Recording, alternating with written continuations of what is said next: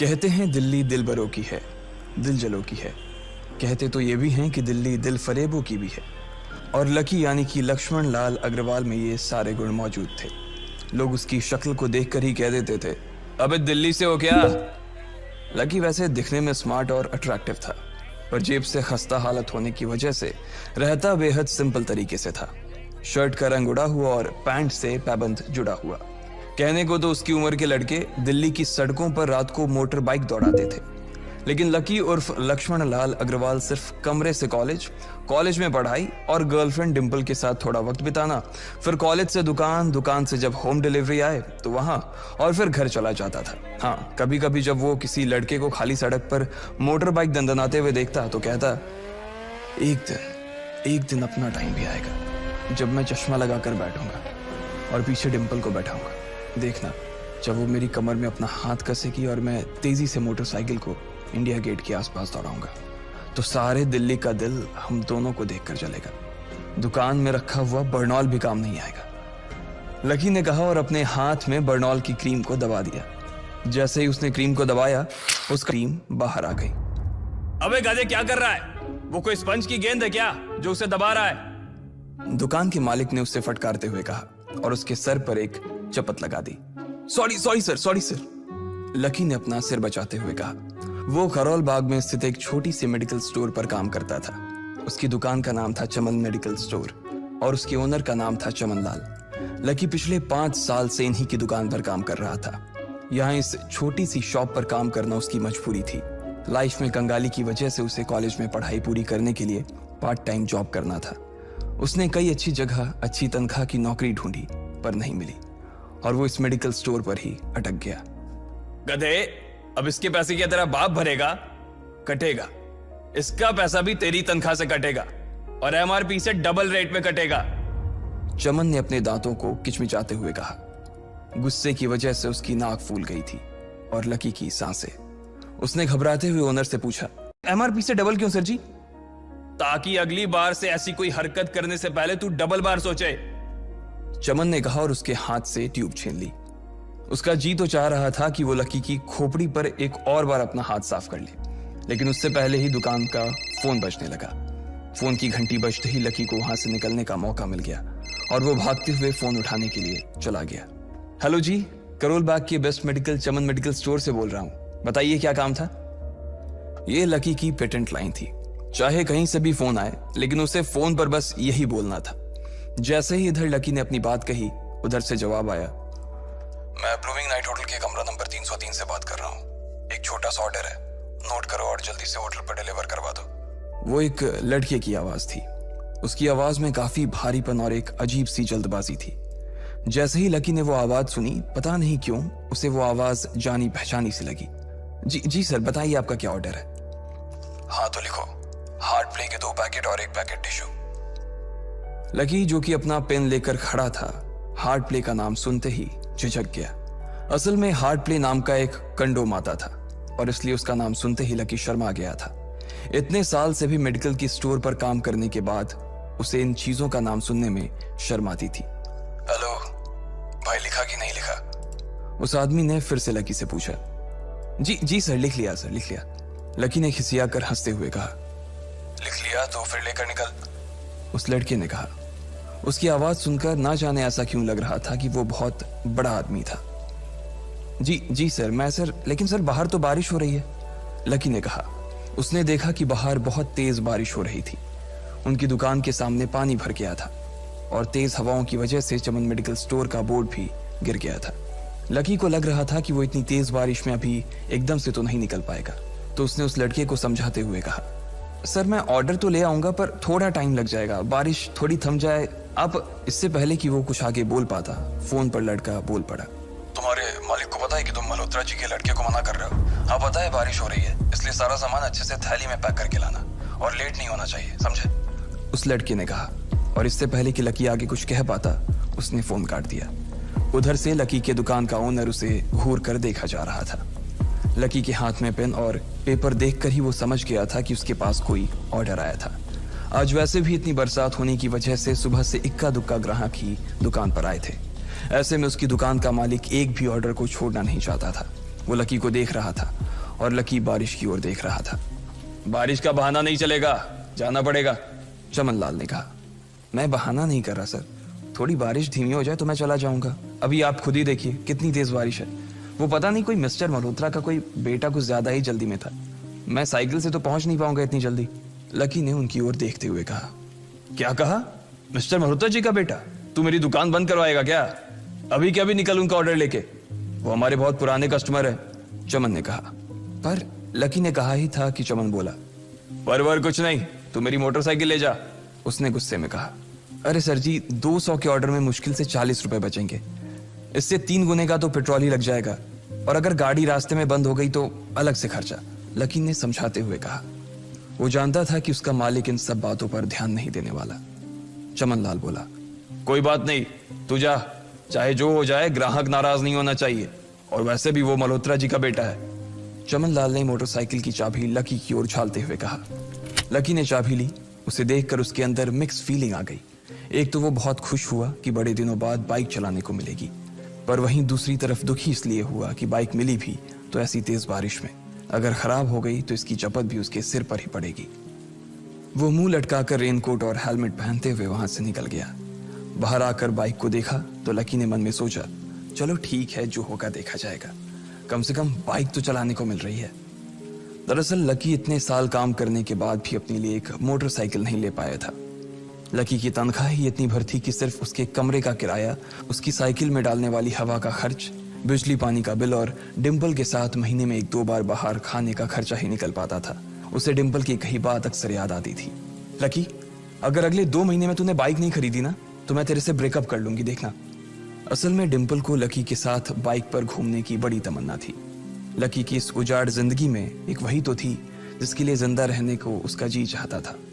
जब भी वो उससे बाइक की बात करती तो लकी डिम्पल की इस बात को हंसकर टाल देता था।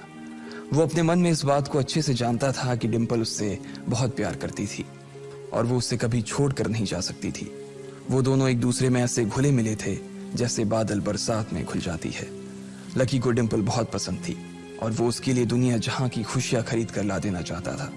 वो चाहता था कि एक दिन वो डिम्पल को प्लेन में बैठाए, लेकिन उसके ये सब ख्वाब इस कम तनख्वाह की नौकरी की वजह से कभी पूरे नहीं होने वाले थे। पर आज उसके पास एक मौका था। वो डिम्पल को अपने साथ इस बारिश में राजपथ घुमाना चाहता था। वो उसे दिल्ली दिखाना चाहता था। चमन लाल को देने के लिए उसने पहले से ही बहाना सोच रखा था। बस जल्दी से वो ये डिलीवरी देकर सीधे डिम्पल के पास ही जाने वाला था। उसने होटल ब्लूमिंग नाइट के बाहर मोटर बाइक पार्क की और सीधे होटल के अंदर चला गया। लकी ने रिसेप्शन पर पहुंचकर नमस्ते करते हुए रिसेप्शनिस्ट को बोला, जी मैं चमन मेडिकल स्टोर से आया हूं, रूम नंबर 303 का ऑर्डर था सर। रिसेप्शन पर खड़ा आदमी उसके हाथ में काली थैली को देखकर समझ गया था कि उसमें क्या था और वो मंद ही मंद मुस्कुराते हुए बोला, 3rd फ्लोर पर है, लिफ्ट से चले जाओ, रेनकोट यहीं उतार देना। जैसा उस आदमी ने कहा लकी ने ठीक वैसा ही किया और लिफ्ट में चढ़ने के कुछ ही देर बाद वो 3रे माले पर पहुंच गया था। वो रूम नंबर 303 के बाहर पहुंचा और उसने डोरबेल बजाई। जैसे ही दरवाजा खुला लकी ने थैली आगे बढ़ाते हुए कहा, नमस्ते, मैं चमन मेडिकल स्टोर से लकी, ये आपका। इससे पहले कि लकी आगे कुछ कह पाता उसकी आंखें फटी की फटी रह गई थी। उसने अपने सामने जो देखा उसके बाद उसे ऐसा लगा कि बंद छत के नीचे भी उसके ऊपर आसमान से आकर एक जोरदार बिजली गिर गई थी। उसके सामने एक लड़की खड़ी थी। वो लड़की और कोई नहीं बल्कि उसकी गर्लफ्रेंड डिम्पल ही थी। उसने एक पर्पल कलर का नाइट गाउन पहन रखा था। उसके काले घने बाल गीले थे और उसने उन्हें अपने कंधे पर फैला रखा था। उसकी खुशबू से ही ये चीज साफ पता चल रही थी कि वो अभी अभी नहा कर आई थी। डिम्पल, तुम यहाँ क्या कर रही हो? लकी को अपनी आंखों पर विश्वास ही नहीं हो रहा था। उसने 2 बार अपनी पलकें झपका कर देखा, लेकिन दोनों बार ही उसे अपने सामने डिम्पल ही नजर आई। तुम यहाँ क्या मेरा पीछा करते हुए आए हो लकी? डिम्पल ने उल्टा उसी के ऊपर पलटवार करते हुए कहा। लकी को देखकर उसके दिल की धड़कन भी तेज हो गई थी। उसे उम्मीद नहीं थी कि लकी यहाँ आ जाएगा। उसने ना तो सुबह से उसे फोन किया था और ना ही उसके मैसेज का कोई जवाब दिया था। वो अपने मन में सोचकर बैठी थी कि वो अगले दिन खुद ही उससे मिलकर बोल देगी कि उसकी तबीयत खराब थी। डिम्पल बेबी, क्या हो गया? किससे बात कर रही हो? अचानक से एक गबरू जवान सा लड़का दरवाजे के पास आकर खड़ा हो गया था। उसने बनियान पहन रखी थी। लकी उसे पहचान गया था। साले राहुल के बच्चे, तेरी हिम्मत कैसे हुई मेरी डिम्पल को हाथ लगाने की? लकी ने जैसे ही राहुल को देखा उसके तन बदन में मानो आग सी लग गई थी। वो उसे इस वक्त इतना बुरा मारना चाहता था, इतना बुरा पीटना चाहता था, जिसकी कोई हद सीमा नहीं थी।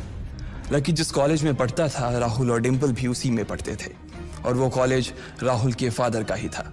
डिंपल ने राहुल के पिता की एक कंपनी में जॉब पकड़ ली थी और राहुल उस पर बहुत लाइन मारता था। लकी ने एक दो बार डिंपल को उससे दूर रहने के लिए भी कहा, लेकिन डिंपल ने उसे ये कहकर टाल दिया था कि वो सिर्फ अच्छे दोस्त थे। आज भी इससे पहले कि वो आगे बढ़ता, डिंपल उन दोनों के बीच आ गई। रुक जाओ, डिंपल ने गुस्से में कहा और लकी के सीने पर हाथ रखकर उसे रोक दिया। लकी लंबी सांसें ले रहा था और कुछ ही सांसों के बाद उसका गुस्सा शांत हो गया। अब डिंपल के पास भी छुपाने के लिए कुछ नहीं था, इसलिए उसने लकी से कहा, लकी, आज से तुम्हारा और मेरा ब्रेकअप। ब्रेकअप? लकी के पैरों के नीचे से जमीन खिसक गई थी। उसकी आंखें नम हो गई। लकी को उसकी बातों पर विश्वास नहीं हो रहा था। उसने डिंपल की ओर देखा और बोला, डिंपल, हम पिछले 1 साल से एक दूसरे के साथ हैं और तुम हो कि मुझसे ब्रेकअप करना चाहती हो? अरे मैं तो तुम्हारे लिए नई बाइक लेने वाला था। चल रहने दे, आज ही याद आई है तुझे बाइक की। अरे तेरे पास मुझे बाहर घुमाने के लिए, खिलाने पिलाने के लिए पैसे तो है नहीं। तू कहां से लेगा बाइक? और अगर ले भी लेगा तो उसमें पेट्रोल कहां से डलवाएगा? तेरी 8,000 रुपए महीने की नौकरी, उसमें होगा ये सब? लोग हंसते हैं मेरे ऊपर जब मैं सरोजनी में तेरे साथ घूमती हूँ। मैं ऐसी लाइफ नहीं जीना चाहती लकी। मैं तेरी तरह गरीब नहीं रहना चाहती। तूने मुझे फंसाया था, उल्लू बनाया था तूने मुझे, इसलिए मैंने राहुल से मैचअप कर लिया है। आज से यही मेरा बॉयफ्रेंड है। डिंपल ने गुस्से में कहा। अच्छा, तो बेबी ये है तुम्हारा वो बेकार सा एक्स बॉयफ्रेंड? राहुल ने पूछा और डिंपल के बगल में आकर खड़ा हो गया। फिर उसने लकी के हाथ से थैली उठाई और उसमें से हार्ड प्ले का पैकेट निकालकर उसे चिढ़ाने के लिए उसे हवा में लहराने लगा। बाप रे, इससे बदकिस्मत इंसान इस दुनिया में और कौन होगा? राहुल ने उसकी टांग खींचते हुए कहा। लकी के पास उसकी बात का कोई जवाब नहीं था। उसने गुस्से से डिंपल की ओर देखा और अपनी हाथों की मुट्ठी भींच ली। फिर वो वहां से निकल गया। अबे पैसे तो ले जा, सब कुछ फ्री में देता जाएगा क्या? राहुल ने जोर से ठहाके लगाते हुए कहा, लेकिन लकी बिना उसकी बात सुनते ही निकल गया। उसके दिमाग में डिंपल के कहे शब्द गूंज रहे थे। उसने कभी सपने में नहीं सोचा था कि डिंपल उसके साथ कुछ ऐसा भी कर सकती थी। जिस इंसान के लिए वो इतना कुछ करना चाह रहा था, उसे उसकी कोई कदर ही नहीं थी। लकी इतना हताश हो गया था कि बुरी तरह से रोने लगा। इस बार वो लिफ्ट से नहीं बल्कि सीढ़ियों से नीचे उतरा और एक ही एक सीढ़ी उतरने के साथ उसके आंसू आंखों से छलकते जा रहे थे। जब उसकी आवाज सुनकर कुछ लोग अपने कमरे से बाहर आए तो लकी ने तुरंत अपने आंसू पोंछे और तेजी से वहां से भाग गया। उसे जिंदगी में पहली बार प्यार हुआ था और पैसों की कमी की वजह से ना सिर्फ उसका प्यार बल्कि उसकी पूरी जिंदगी बर्बाद हो गई थी। लकी जैसे ही बाहर आया तो उसने देखा कि बाहर अंधेरा हो गया था।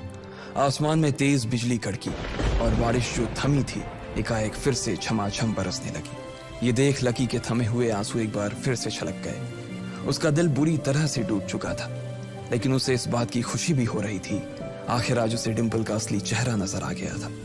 वो तो उसके साथ घर बसाने की सोच रहा था, लेकिन अच्छा हुआ कि उसने पहले ही उसका घर बर्बाद होने से बचा लिया। लकी को दुख तो बहुत हो रहा था, पर उसे यह भी लग रहा था कि उसे आगे चलकर यही दुख उसे खुशी देने वाला था। लेकिन एक चीज थी जो लकी को परेशान कर रही थी, वो थी उसकी माली हालत। उसकी जेब इतनी तंग थी कि उसे फटी हुई जेब की पैंट पहनकर घूमना पड़ता था। कभी कभी तो लकी सिर्फ रोटी खाकर दिन काट लेता था। वो कब से कोशिश कर रहा था कि कोई अच्छा काम पकड़ सके, लेकिन उसे कोई काम देने को राजी नहीं था। उसने टूटे हुए दिल को दिलासा देते हुए मन में सोचा कि डिंपल पर खर्च होने वाले पैसे बच जाने से शायद उसके हालत सुधर जाएंगे, पर फिर भी वो रातों रात रईस नहीं हो जाने वाला था। उसने ऊपर आसमान की ओर देखा और जोर से चिल्लाया, अगर इतना ही अनलकी बनाना था तो फिर नाम लकी क्यों रखा भगवान? वो जितनी जोर से चिल्ला सकता था उतनी जोर से चिल्लाया। उसकी आवाज से आसपास खड़े लोग एक बार तो डर गए थे। लकी ऊपर ही देख रहा था और उसके आंसू बारिश के पानी के साथ मिल गए थे। जैसे ही वो फूट कर रोने को था, तभी उसके फोन पर एक मैसेज आया। जैसे ही लकी ने अपना फोन निकालकर उस मैसेज को पढ़ना शुरू किया, उसकी तो आंखें ही चमक गई।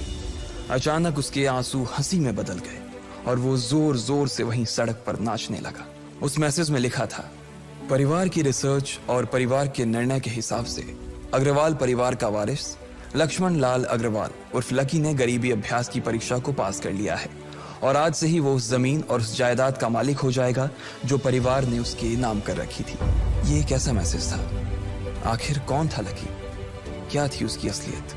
और वो कैसे रातों रात ही अनलकी से लकी हो गया था?